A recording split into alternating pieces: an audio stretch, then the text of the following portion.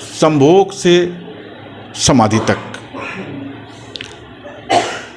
पुस्तक बहुत ही दिलचस्प है और गहरा असर डालती है। इस पुस्तक में सेक्स, प्रेम और आध्यात्मिकता के बीच के संबंधों को एक नई दृष्टि से आकलन किया गया है और बताया गया है कि इंसान सेक्स को एक नई जागरूकता के साथ अनुभव कर कैसे आध्यात्मिक अवस्था में यानी समाधि तक पहुंच सकता है।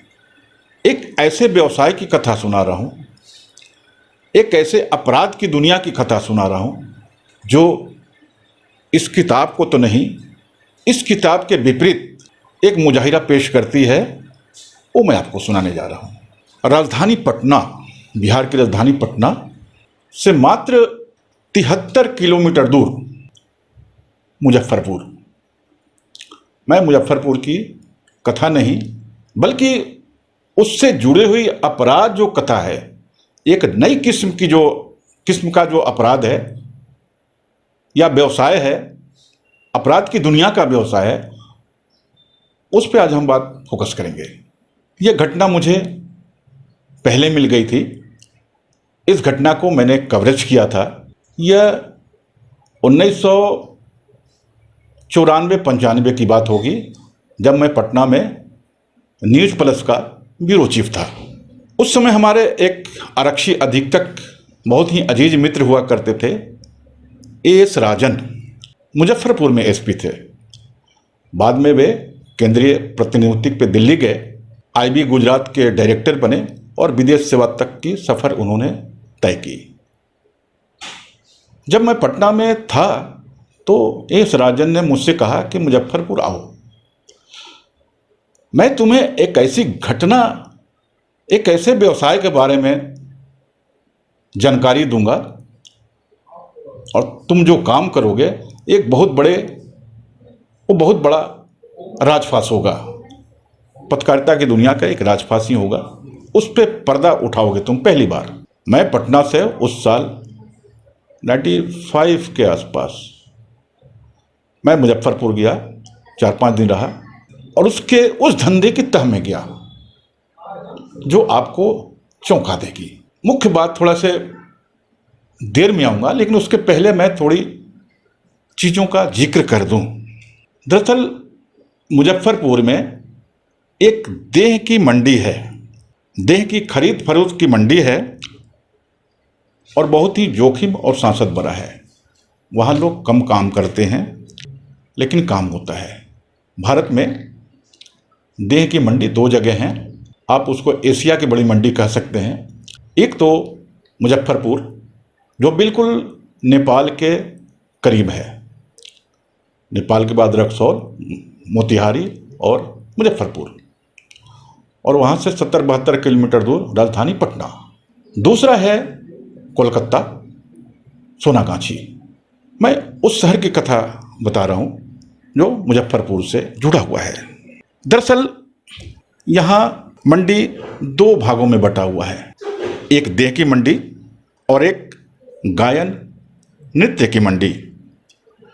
देह की मंडी को लालटेन पट्टी कहा जाता है और रूप गायन का चतुर्भुज स्थान। यहाँ की तवाइफों की ज़िंदगी शानो शौकत वाली है, आधुनिक सुख सुविधाओं वाली है।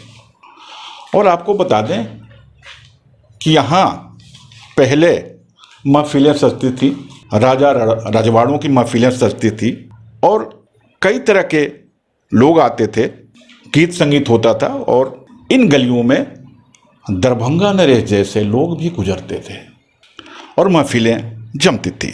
चतुर्भुज स्थान से बिल्कुल सटे हुए प्रसिद्ध नवगीतकार आचार्य जानकी वल्लभ का आवास है निराला निकेतन। मैं उनसे मिला था उस दौर में और उन्होंने कहा कि अरे नर्तकियाँ तो हमारी बहनें हैं। नर्तकियों और जानकी वल्लभ शास्त्री के बीच बहुत ही सम्मानजनक रिश्ता था। उस समय वहाँ की जो तवायफ संघ की जो अध्यक्ष हुआ करती थी, उनका नाम था रानी बेगम।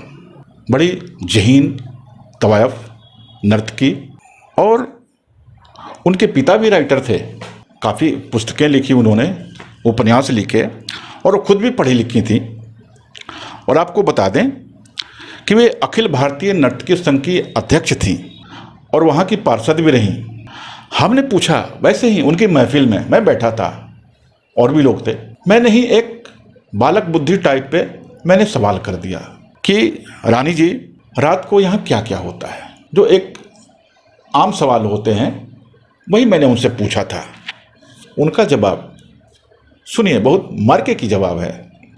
शायरी में कही थी कि यहाँ रात का इंतजार कौन करे, दिन में क्या नहीं होता। अब हम उस भाव को उस समय नहीं समझ पाए थे, लेकिन ठीक 2 दिन के बाद रानी बेगम ने क्या कहा, जब हमने छानबीन की तो मेरे समझ में आया कि वे क्या कह रही हैं। जबकि रानी बेगम जैसी और भी वहाँ तवायफें हैं, जिसमें नाम सूरजमुखी, लक्ष्मी देवी की बेटियाँ MBBS करके डॉक्टर बनी, पत्रकार बनी, नर्तकी शशिकला की बहन पटना हाई कोर्ट में प्रैक्टिस भी करती हैं। कई लोग वहाँ के सरकारी नौकरियों में हैं। यह सब वहाँ के पहले मैं लेखा जोखा बता रहा हूँ, मुख्य बात पे अब मैं आ रहा हूँ।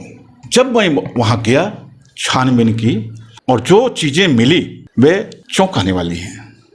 चौंकाने वाली इसलिए कि आपको जानकर हैरत होगा कि चतुर्भुज स्थान और लालटेन पट्टी के जो रेड लाइट एरिया हैं, उस एरिया में कई खुंदक बने हुए हैं, तहखाने बने हुए हैं, और उन तहखानों में ऐसी ऐसी बच्चियाँ, छोटी छोटी बच्चियाँ, 8-10 साल की बच्चियाँ वहाँ मौजूद हैं। और क्यों मौजूद हैं, यह जानना दिलचस्प होगा। बताया यह गया, जानकारी हमको यह मिली कि 7-8 साल की बच्चियां नेपाल से अपहरण कर कर लाई जाती हैं, या नेपाल की तराइयों से बच्चियां खरीद कर लाई जाती हैं और मुजफ्फरपुर के चतुर्भुज स्थान में नीचे तहखानों में रखी जाती हैं। और आपने सुना होगा, आपने ज़रूर सुना होगा, आपको जानकारी होगी कि सब्जियों में, जो हम सब्जियां खाते हैं, जो हम कुछ फल भी खाते हैं, आप उसमें कोई इंजेक्शन लगा दीजिए। ऐसे ऐसे इंजेक्शन आ गए हैं कि वे फल रातों रात बड़े हो जाते हैं। वे सब्जियां रात को बड़ी बड़ी हो जाती हैं। मतलब आप समझ लीजिए कि आधे किलो का कद्दू 2 किलो का हो जाएगा। वो उस तरह की दवाएं मौजूद हैं हमारे भारत में। अब आपको यह जानकर भी हैरत होगी कि हमारे भारत में वैसे भी इंजेक्शन मौजूद हैं कि आप छोटी बच्चियों को इंजेक्शन दे दीजिए, वह 1 महीने 2 महीने में वे बड़ी हो जाएंगी। यह भारत में खेल चल रहा है, या देह के धंधे के खेल में चल रहा है। और शौकीन इस तरह के लोग हैं जो छोटी बच्चियों के साथ रास रंग करते हैं। और आपको यह भी जानकर हैरत होगी कि इस रास रंग के खेल में नेपाल की लड़कियों की डिमांड ज़्यादा है। अब ज़्यादा क्यों है, अब मैं डिटेल में आपको यह नहीं बता सकता, यह आपको खुद सोचना होगा। दरअसल वहाँ ये पहले जो दवा होती थी, दवा का नाम भी मैं बता रहा हूँ, ये पहले नेपाल में, चाइना में बनता था। ये चाइना की दवा है, बाद में भारत में भी बनने लगा। इस दवा का नाम है ऑक्सीटोसिन। ऑक्सीटोसिन जो है हार्मोनिक दवा है, हार्मोन बढ़ाता है। इस इंजेक्शन को देने के बाद 7 साल, 8 साल, 9 साल की बच्चियां आपको ऐसी लगती थी कि ये 16, 17 साल, 15 साल की हैं। और उन लड़कियों को, छोटी लड़कियों को, नेपाली लड़कियों को वहाँ चतुर्भुज स्थान के नीचे खुंदकों में बंद करके शोषण करके इंजेक्शन देने के बड़ा किया जाता था और उनको सिर्फ देश के बाजारों में ही नहीं विदेश के बाजारों में भी भेज दिया जाता था। यह बहुत बड़ा काम है और यह इंटरनेशनल काम है। खास करके सऊदी अरब में लड़कियां ज़्यादा भेजी जाती थी जो यहाँ से बम्बई जाती थी और बम्बई से उनको सऊदी अरब पहुंचा दिया जाता था। यह खेल बहुत ही अजीब किस्म का खेल है और आप यह कह लीजिए कि इन नाबालिग लड़कियों को यहाँ बालिग करने का खेल चलता है। यह काम केवल चतुर्भुज स्थान में होता है, सोनागाछी में नहीं होता। चतुर्भुज स्थान चूँकि नेपाल के करीब है, वैसे एशिया की सबसे बड़ी जो मंडी है वह कलकत्ता की सोनागाछी कही जाती है, जो जहाँ बांग्लादेश से लड़कियाँ आती हैं, सप्लाई किया जाता है। लेकिन मुजफ्फरपुर में ये जो घटनाएं हैं मैंने अपने आँखों से देखी और जब इस रिपोर्ट का मैंने राजफाश किया, पर्दाफाश किया उस समय न्यूज़ प्लस में, तो बिहार की राजनीति में आप समझिए कि भूचाल ही था। उस कथा की याद हमें आ जाती है और हम आपसे आज शेयर कर रहे हैं। आज हम वो सब चीज़ें, वो दुख भरी चीज़ें, वो अपराध की घटनाएं, आपराधिक धंधे का मैं आपसे शेयर कर रहा हूँ। अब सुनिए, बात यहीं समाप्त नहीं होती। एक जिक्र और मैं कर दूं कि उसी दरमियान जब वहाँ के आरक्षी अधीक्षक एएस राजन हुआ करते थे, ठीक 1 साल के बाद ही एक ऐसी भी घटना घटी जिस पे आप दंग रह जाएंगे। मुजफ्फरपुर स्टेशन के सामने, हर शहर में स्टेशन के सामने कई होटल होते हैं, वहाँ भी होटल हैं, वहाँ भी रेलवे स्टेशन है, स्टेशन के सामने कई होटल हैं। एक घटना ऐसी पकड़ी गई एस राजन के काल में, एसपी एस राजन के काल में ही। मैं पटना रहता था और मैं उसको भी कवरेज करने के लिए गया, उसको भी मैंने लिखा। जो नेपाली लड़कियों को बड़ा करने का व्यवसाय था, इससे बिल्कुल अलग व्यवसाय और खेल था। उस शहर में या उस शहर से सटे पटना, राजधानी पटना तक यह सप्लाई होता था, यह खेल चलता था। इसमें जाहिर सी बात है कि राजनीतिक सहभागिता थी।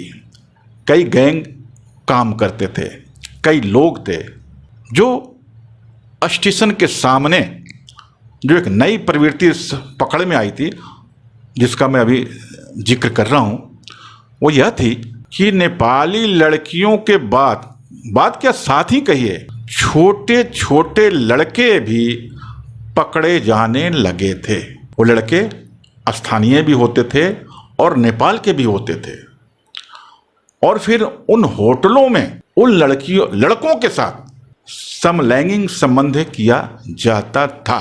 उन होटलों में छापामारी हुई, कई पकड़े गए और जो पकड़े गए वे शहर और आसपास के लोग थे और जो लोग थे वे बुद्धिजीवी किस्म के लोग थे, जिसमें कई डॉक्टरों का नाम आया, कई वकीलों का नाम आया, कई पुलिस वालों का नाम आया। यह अजीब सा खेल था और अजीब सा शहर है। यह समझ से बाहर की चीज़ें हैं। मैं पुरानी बातें कह रहा हूँ जरूर, लेकिन आप अंदाज़ा लगाइए, आज इन घटनाओं को लिखे हुए मुझे लगभग 28-30 साल हो गए। दुनिया ने इतनी प्रगति कर ली है, देह के व्यवसाय में भी प्रगति है, हर जगह प्रगति है, देह के धंधे में भी है, देह के छल छदम में भी प्रगति है।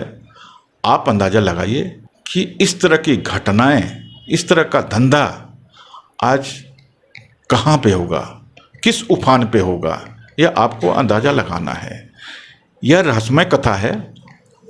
इससे भी बड़ी बड़ी रहस्यमय कथा हम आपको सुनाएंगे इस कथा के बाद। शुक्रिया।